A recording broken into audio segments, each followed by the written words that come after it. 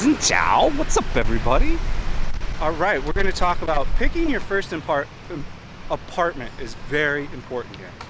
There's so many factors and mistakes that I made that I'm going to try to help you avoid in this video. Before we get on to the video, I would greatly appreciate it if you smash that like button. The more thumbs up we get, the more YouTube is in a position to show my video on suggested content. So that really helps me out. Like, that's the little bit that you can do to help me, and for everyone else that helps on Patreon and already does all this stuff, you guys are rock stars. Comment and subscribe, of course. So, yeah, let's get into this video. I think it's crucial to pick your first apartment and be very wise on how you do it. Now, if you go back and watch, you can find my first apartment video. It's the $600 apartment. It was at the rise of the housing bubble here, literally the highest rent for apartments in D1, D2, D3, D7, all the kind of more popular areas for expats to stay. It was literally at the height of it. I love that first apartment, but that first apartment was a bachelor apartment. I thought the price wasn't bad. It was brand new. I had the whole top floor to myself, literally the penthouse unit. It had cool features to it. It had a sauna. Like, I really, really loved that apartment. But I rented that apartment when no one else was in any other apartment there. So I wasn't privy to noise. I didn't, when I went, there was just me there for like 3 months. And it was great. 3 months was really good. And then people started moving into the other units. And that's when it got bad. I could hear people banging, like having sex. I could hear everything, like all the noises, man. I could hear conversations if I had no TV on or anything. And yeah, that became really a nuisance. And then construction started up. Like, a building started doing construction. So like, one of the first key area thing you should look at for when you're renting an apartment, especially if you want to be mildly quiet, because you have to understand, construction here is done like 20 hours a day. There is no like off time. The one I lived next to, that first one, was doing 24 hours a day. And yeah, that's against the law, but there are no real laws here. You know, everything can be paid for and bought. So if there's a construction site next to the apartment, even if it's not like getting currently worked on, but is like already started and it's halfway, know at any time that that construction project can get started back up again. And yeah, then you're in noise hell. And I don't know of anybody that likes to hear construction all the way till like 2 a.m. I mean, even earplugs. My one buddy, Gerard, he had like earplugs, muffle over ear, and it drove him crazy. We both ended up breaking our leases and moving out of the place because it was just so bad. Luckily, like, that landlord was pretty awesome and he came out with a pretty good deal. Was he a little sour? Yes, but like, I'm like, dude, what do you want me to do? I can't even sleep anymore. I'm getting 3 hours of sleep. This is terrible. Okay, the other one that I didn't know this at the time, but there's also a school across the street from that first apartment. Literally a school directly across the street from that apartment. And if you don't know about Vietnam schools, especially like toddler, like K through 5, they get on like a karaoke and they'll sing songs at 5 a.m. to like 7 a.m. They have like weeks of where it's like Teacher Appreciation Month and singing karaoke every morning. On top of that, the kids, like, all together, they're in these high resonated cement walls, and there's like 100 of them just like screaming and playing. It can be heard very well from your apartment, and it can quickly become a very fast nuisance for you, and you'll wish you didn't live by that school. So yeah, construction site, new by the, oh, we might get a little wind noise, I apologize. So if the construction site is pretty near to your place, I'd say that's a no. If you live by a school and you're not high enough up, like 40 floors up, that's a no. Even at my Golden River, that first apartment, there is a school down there, the Vin School. And you could hear some all the way up. I was 48th floor up. I could occasionally hear the kids. So picking the side of like a high rise too, especially Golden River, is kind of key too, if you like things quiet. Here's why I rate Golden River the best. I've looked at over 150 apartments here, if not more, in all the districts. And Golden River still comes out on top because It's a newly constructed and soundproof building. You can't hear shit. I don't hear anything. I occasionally hear my neighbor above me move a chair, and that's it. I've never heard anything else. I have no outside noise. My view is of the zoo. In the morning I can hear like these birds chirping and shit from like 9 a.m. on, but like I'm okay with that. I should be getting up by 9 anyway, so. But that's what really makes Golden River. If you're a light sleeper in general, Saigon apartments can be a big issue for you, especially Vietnamese only apartments, like where there's no expats living there. There's usually a reason for that. One, Vietnamese apartments are typically a little bit rougher around the edges, to be honest with you. Oh, she's got like these purple, cool look. These chicks all look cool. Good on them. Fashionable divas. And you know, Vietnamese apartments tend to not be soundproof in any kind of way. They're a little bit not as clean because they've been around so long.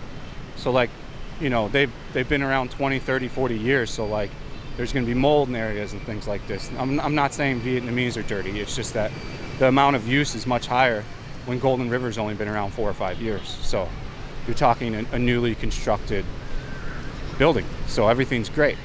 And then you want to think about amenities. Do you want to pay for a gym separately? Do you want to pay for a swimming pool separately? Usually if the gym has a swimming pool, it's like a whole nother tier that you have to pay for on top of the gym itself.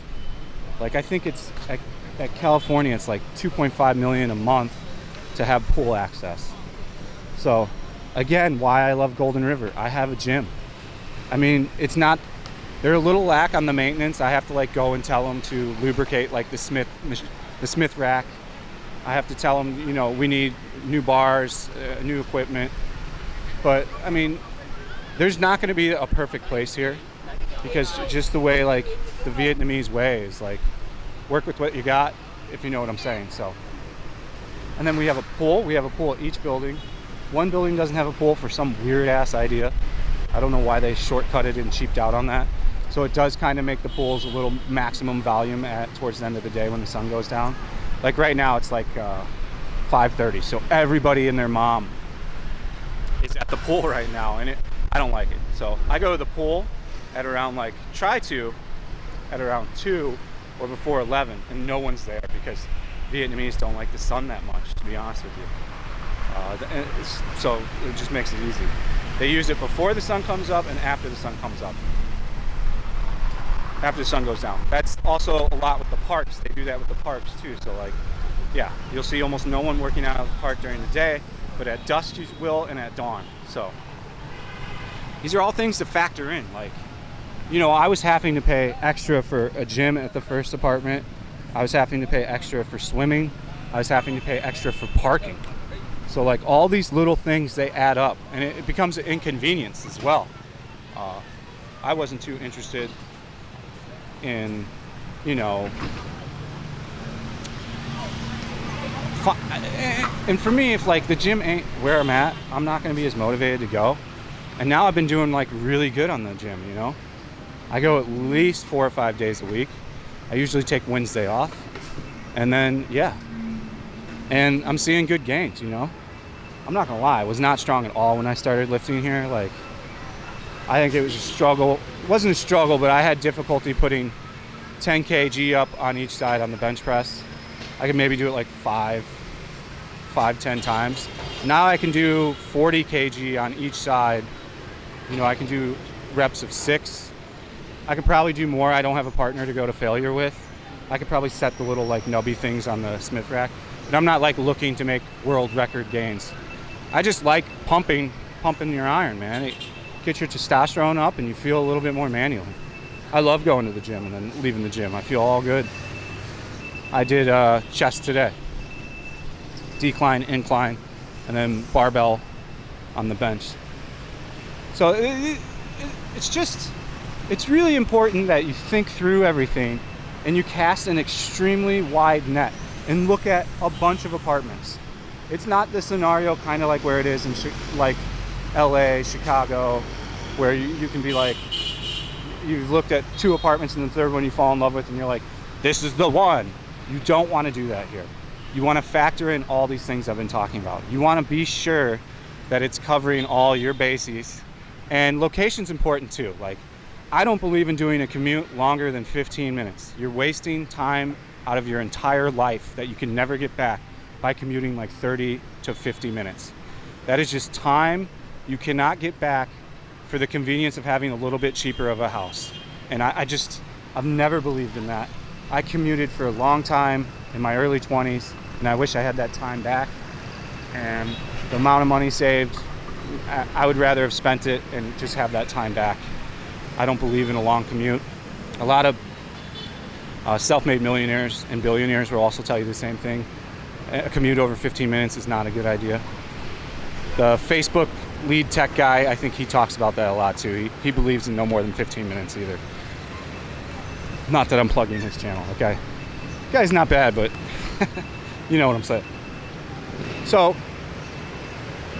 just think it through. Make sure, like, if you haven't really been here on only vacationed, my top recommendation is to stay at hotels and districts, all the different districts, and figure out what district you know you're going to really like to be around and be in. And then think about where your work is. Like, if your work is in D2, because they're not going to finish that bridge anytime soon. They're already having land right issues. So, like, it's still, like, from District 1 to D2 can be, like, if it's just right inside D2, you can get away with, like, 18 minutes. But if you start getting inside D2, it's a huge district, by the way. You could have a 35-minute, 45-minute commute. And the commutes are not fun. The rush hour in the morning and the rush hour at night is pretty vast and hectic and not the greatest of times. So, like, for example, if you're going to get a teaching job in D2 where they arguably pay the best for teachers there, you're going to want to live in D2, in my opinion. You're going to want your commute to be 10 to 15 minutes. And that's going to make your life just a whole shit ton easier, if you get what I'm saying. Barely an inconvenience. Super easy. So I would just really be aware of all these things and, like, calculate all that in. Like, for me, I really love District 3. If I could ever I could never find an apartment that's affordable there, that's, like, nice. You can get an apartment there, but it's not that nice. But if I would have found something like Vinhomes, Golden River, in D3, I love D3's location. I mean, the traffic's a little hectic there all the time, but for the most part, I love D3. I would have probably got my first apartment there if I could find something a little bit better. There's not much inventory in D3. It's a smaller district. You know, some people say it's easy to get an apartment there. I don't know what they're talking about. I had 50 different agents, and usually an agent could only find 1 or 2 apartments, wherein in, like, D1, D2, there's hundreds of options. I really like D1. I'm a D1 type of guy. I don't see myself ever really living outside of D1. You know, Winnie's work is in D1. Her commute's less than 8 minutes, so she's not wasting time on her life on a commute. And her commute used to be 35 minutes, 40 minutes. So, and she understands that now. That's part of the big reason why she co-signed off on the Golden River apartment we got. I'm gonna make a video about that, how everybody thinks that I pay for win-win stuff. Little do you know, when I met Win-Win, I was probably the brokest I've ever been. I was not making almost any kind of money, but that's for another video that we'll do in who knows when, maybe in a month, 2 months. I've got it marked down. I've got a huge list of videos to do. Like, in just Saigon alone, I have, like, literally 15 more videos in just my area, and then 15 more outside of my area. So as I've been talking about, I'm going to be traveling soon. Lots of different locations, 5 or 6 cities. It's going to be pretty much a month-long journey. So buckle in. We're going to start seeing that content coming up real quick. So I think I covered all the bases for this video that I wanted to cover. Like I said, cast a wide net. Housing is the best website that you can look at outside of Vietnam when you're just browsing. Hello. So use Housing. It'll give you a good idea of what the insides of buildings look like and stuff. Contact a Housing agent, and they'll really help you out. Local agents are great too. it's better if you know a Vietnamese to help you with the local agents. People say that deals are too high on housing and stuff. Everything's a negotiation here. So even if it seems like the price is high on housing, that can all be negotiated. My tips and tricks for that, if you know you're gonna like the place and you know you're gonna be there a year, most places will ask you for 2 months down in District 1. Then offer to pay 2 months of rent ahead and then pay rent every 2 months. You gives yourself an amazing extension of negotiation.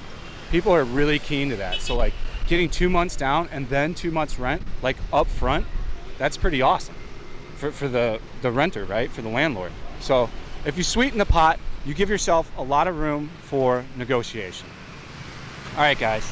I hope you found this video very informative, and we'll see you on the next one. Thanks for watching. Peace out.